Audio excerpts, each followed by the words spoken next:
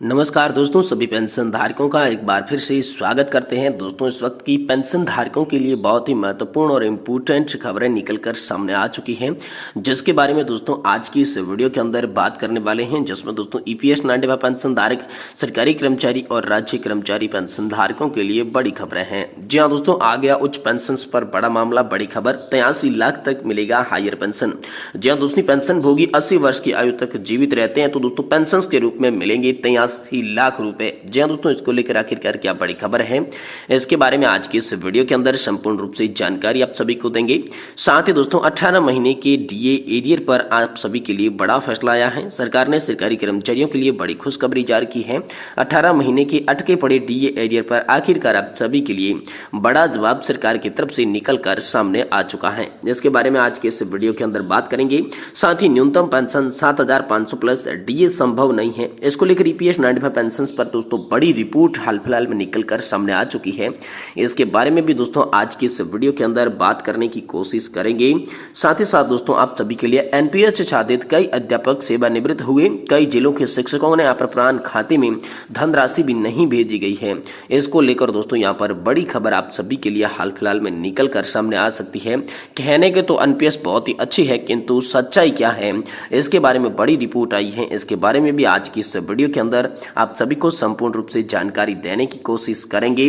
साथ ही साथ दोस्तों यहाँ पर पेंशन नियमों में बड़े बदलाव की तैयारी हो रही है। रिटायरमेंट के बाद 3 महीने तक डीले पर नहीं दिया जाएगा कोई ब्याज। जी हाँ दोस्तों, राजस्थान में पेंशन नियमों को बदलने की तैयारी की जा रही है। पेंशन में 3 महीने तक की देरी पर सरकार कोई ब्याज नहीं देगी।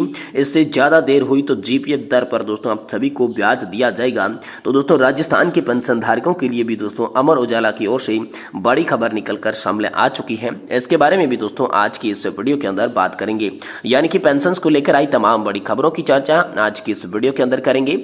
इसलिए आप सभी से निवेदन है कि दोस्तों वीडियो को आप लास्ट तक देखें। साथ ही साथ हमारे चैनल पर पहली बार विजिट कर रहे हैं, हमारी वीडियो को पहली बार देख रहे हैं, तो दोस्तों हमारी वीडियो को आप लाइक करें, अपने दोस्तों के साथ शेयर करें। तो चलिए सबसे पहले शुरुआत करते हैं आ गई उच्च पेंशन की सबसे बड़ी खबर के बारे में। 83 लाख तक का मिलेगा हायर पेंशन। पेंशन भोगी अगर 80 वर्ष की आयु तक जीवित रहते हैं तो दोस्तों उसके रूप में यहाँ पर जो है 83 लाख रुपए मिलेंगे। इसको लेकर बड़ी खबर आ रही है। जी हाँ दोस्तों, यहाँ पर ईपीएस 95 न्यूनतम पेंशन को लेकर अब सवाल उठ रहे हैं। ईपीएफओ ने केरल हाईकोर्ट के हल्फनामा दिया है, जिनकी बातों को लेकर पेंशनर्स कल्याण कुमार सिन्हा ने कई बड़े सवाल उठा दिए हैं। जी हाँ दोस्तों, उन्होंने बताया कि लुभावने अंदाज में ईपीएफओ हल्फनामे में कहता है कि यदि पेंशन भोगी 80 वर्ष की आयु तक जीवित रहता है तो उन्हें पेंशन के रूप में कुल 83 लाख रुपए मिलेंगे। लेकिन बड़ी आसानी से इस तथ्य को छुपाने की कोशिश करता है कि यदि पेंशन भोगी 70 वर्ष की आयु से पहले मर जाता है तो पेंशन फंड निवेश की गई राशि का क्या होगा।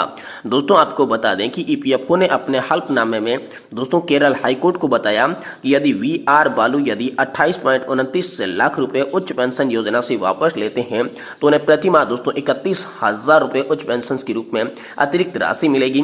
इन्हीं केस के आधार पर दोस्तों 83 लाख रुपए की बात आ रही है। हर केस के लिए ये राशि दोस्तों अलग अलग आप सभी के लिए हो सकती है, लेकिन ये जो केरल का था इसी केस को लेकर दोस्तों आप सभी के लिए 83 लाख रुपए की बात की जा रही है। वहीं दोस्तों 18 महीने के बकाया डीए एरियर को लेकर बड़ा अपडेट है। केंद्र सरकार ने कर्मचारियों के लिए बड़ी खुशखबरी दी है। 18 महीने के अटके पड़े डीए एरियर को लेकर आखिरकार बड़ा फैसला आया है। जी हाँ दोस्तों, केंद्र सरकार के कर्मचारियों और पेंशन भोगी अप्रत्याशित गिरावट के कगार पर है, क्योंकि सरकार लंबित महंगाई भत्ते में बकाया का भुगतान करने पर विचार कर रही है। कर्मचारियों के लिए एक उज्जवल वित्तीय भविष्य का वादा करते हुए 18 महीने के बकाया डीए एरियर को खाते में स्थानांतरित करने की घोषणा की गई है। जी हाँ दोस्तों, केंद्र सरकार के कर्मचारियों को इससे आर्थिक राहत मिलेगी। केंद्र सरकार के कर्मचारी और पेंशन भोगियों के खाते में 18 महीने के बकाया डीए एरियर का सुचारू हस्तांतरण एक महत्वपूर्ण वरदान है। कर्मचारी विशेष रूप से उच्च पेंशन वर्ग के कर्मचारियों को यहाँ पर 2,000 रुपए से अधिक का यहाँ पर लाभ देखने को मिल सकता है। तो ये बड़ी खबर हाल फिलहाल में आप सभी के लिए निकलकर सामने आ चुकी है।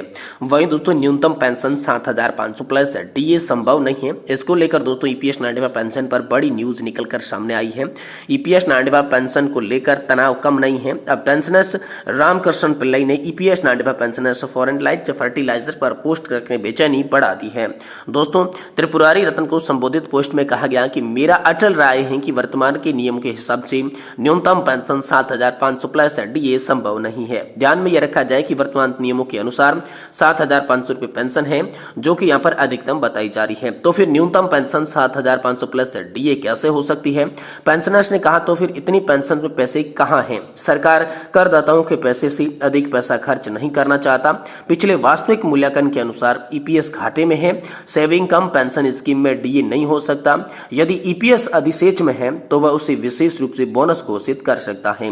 अकेले पीएम नहीं ले सकते ऐसा कोई भी फैसला। कैबिनेट और संसद की इसको लेकर मंजूरी होनी जरूरी है, मंजूरी चाहिए। वे आमतौर पर यहाँ पर अपमानजनक जवाब देते हैं कि जैसे मैं इसे देखूंगा, मैं इसकी जांच करवाऊंगा। यदि मैंने असम, हिमाचल आदि में एक यूनियन लीडर के रूप में काम किया है तो इसे अच्छी तरीके से जानता हूं।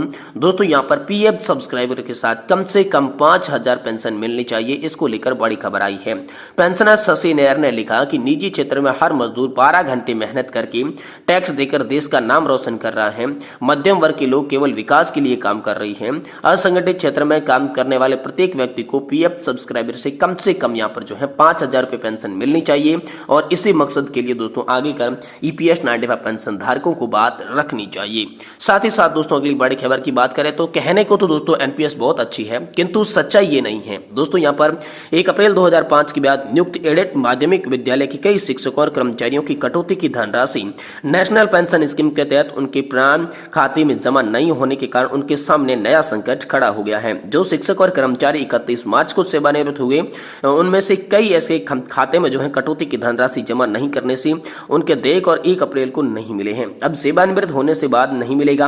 प्राण खाते में यहाँ पर जो है जन धनराशि की जमा वाले 40% राशि व पेंशन आदेश नहीं मिलने की वजह से वह परेशान हैं। दोस्तों, यहाँ पर जो है धनराशि यहाँ पर जो है जमा नहीं हुई है।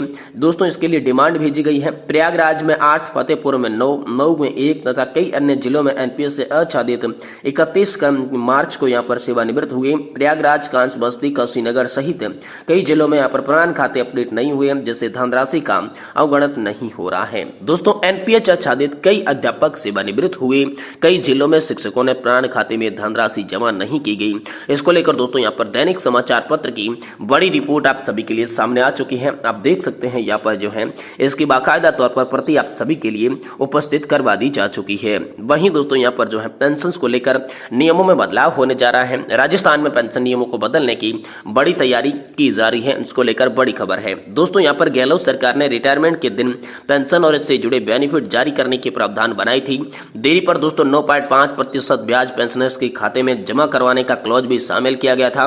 अब इसे बदला जा रहा है। पेंशन में 3 महीने तक देरी पर कोई ब्याज नहीं देगी सरकार। इससे ज्यादा देरी हुई तो जीपीएफ की दर से दोस्तों आप सभी को ब्याज दिया जाएगा। राजस्थान की पिछली गहलोत सरकार ने वित्तीय विभाग से जिन अफसरों ने पेंशन के नियम बनाए थे, अब वे अफसर उन्हें बदलने की तैयारी हो रही है। जी दोस्तों, भजनलाल सरकार नए नियमों में संशोधित कर चुकी है। गहलोत सरकार ने बनाए गए पेंशन नियमों में कर्मचारी सेवानिवृत्त होते ही उनके खाते में पेंशन बेनिफिट डालें, इसका प्रावधान था। इसमें देरी होने पर ग्रेजुएटी और पेंशन को यहाँ पर जो है 9.5% की दर से ब्याज की प्रावधान जोड़ी गई थी। लेकिन अब प्रदेश सरकार नई भजनलाल सरकार ने इस नियमों में संशोधन की तैयारी कर चुकी है। दोस्तों, आपको बता दें कि इन नियमों को केंद्र सरकार में मौजूद नियमों के अनुसार ही बनाया जाएगा। इससे पेंशन बेनिफिट रिटायरमेंट की तिथि से 3 महीने तक अवधि में दिए जाएंगे, तो उस पर सरकार कोई भी ब्याज नहीं देगी। वहीं इससे अधिक अवधि होती है तो दोस्तों जीपीएफ की मौजूद ब्याज दर से हिसाब से प्रतिदिन ब्याज दे होगा। जीपीएफ की ब्याज दर लगभग 8% के आसपास रहती है और इससे यदि सरकार को ब्याज देना पड़े तो दोस्तों उसमें 1 से 1.5% की बचत या दर हो जाएगी। तो दोस्तों पेंशन में देरी के कारण बदलने पड़ रहे हैं दोस्तों यहाँ पर नियम। पिछली गहलोत सरकार ने इन्हीं अफसरों से पेंशन में नियम तैयार करवाए थे, नोटिफिकेशन करवाया था। लेकिन पेमेंट सिस्टम की सेंट्रलाइज्ड व्यवस्था में मन मर्जी की भुगतान होने के चलते पेंशनर्स को भुगतान में लगातार देरी हो रही थी। मौजूद समय से पेंशन बेनिफिट में 6 से 7 महीने तक डिले चल रहा है। इससे सरकार के समक्ष न सिर्फ इतनी बड़ी रकम की एक मुश्त अदायगी का बोझ आ रहा है, बल्कि इस पर करोड़ों रुपए का ब्याज भी सरकार को देना पड़ रहा है। इसी को लेकर दोस्तों सरकार जो है नियमों के अंदर बड़ी बदलाव यहाँ पर राजस्थान की पेंशन सिस्टम को लेकर कर रही है।